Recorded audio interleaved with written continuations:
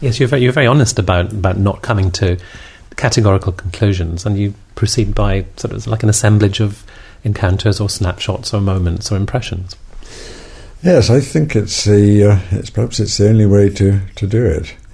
The bigger the picture that one tries to do, the more generalized it becomes, and the less it actually relates to the immediacy of one's own experience.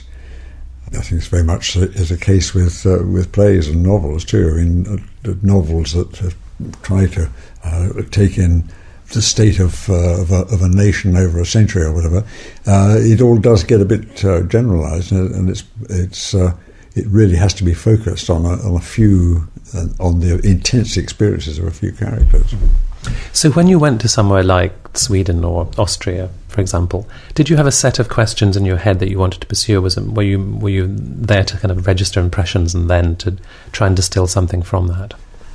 I tried to go to all these places with as empty a mind as possible, but of course one can't help but have some preconceptions, particularly about somewhere like Sweden. I've been to Sweden before. I knew Sweden fairly well before, and of course I knew that everyone has got views about Sweden.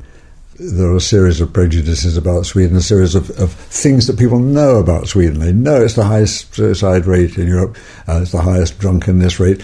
They're all false, but trying to persuade people of this is quite difficult. But one can't help but see the contrast between the reality in front of one's eyes and the prejudices one knows that people have about them. I also like the fact that your attention is often drawn to the quirky detail. So you'll pick up on the sex column in the Swedish newspaper, or you engage in a spot of navel gazing in Saint-Tropez, which I found you was actually looking at the navels of others. And so little things, I guess that's the novelist's eye perhaps, is drawn to little telling details like that, quirks. Yes, I think you can often see eternity in a grain of sand, or whatever the phrase is, and you can see something about the state of a nation in some quite small detail. But it seemed to me that sometimes you allowed your attention to wander, and that was fine. It didn't have to be summed up as something. It could simply be something interesting and quirky that you had noticed. Yes, I think the writing articles and writing books or whatever, the main thing is, well, you tell a story. A story suggests itself, and you follow the story. And I think that's even true with reporting. A story begins to emerge from what you're looking at, and you follow it. You said, the world has changed since you wrote these pieces, but it's not only the smell of Paris that's gone. And it seemed to me that this kind of journalism is probably a vanishing species now, that to give a writer this opportunity to go and immerse him or herself in a culture and just register impressions and then write a long piece which gets published, that kind of thing is not really to be found much any longer. I think that's probably right. I think there is less of that extended journalism where people are allowed to look at things and write about them at length. You still sometimes see documentaries like this on television. They're far fewer than they used to be. But there was a recent one made by somebody who lived in Japan for a year or 2 years or whatever, just about the ordinariness of Japanese life, which was a very, very striking piece. I would imagine it's done quite cheaply, but he had been given the facilities to look at Japan at some considerable length, and not at dramatic aspects of Japan, the most ordinary aspects. He made really compelling television. Would I be right in thinking that Berlin was a city which made the deepest, most lasting impression on you of the ones you visited? I think it probably was Berlin, yes. Why Berlin caught my imagination, I think, was because it didn't make any sense as it stood. Partly because so much of the city had been destroyed in the war, partly because it was divided.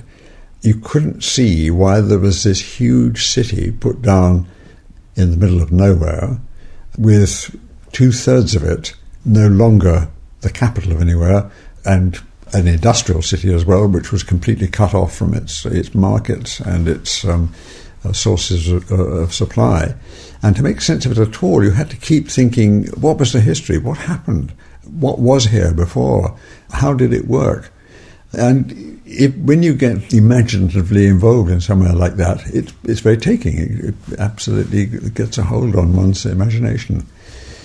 It began also to make me think about what has absolutely fascinated me about Germany since, which is how Germany recovered from Nazism and the war. I think most people who are interested in Germany are fascinated by the Nazi period, and it is extraordinary. It is extraordinary that a civilized Western nation could have taken such a dramatic detour from the norms of morality.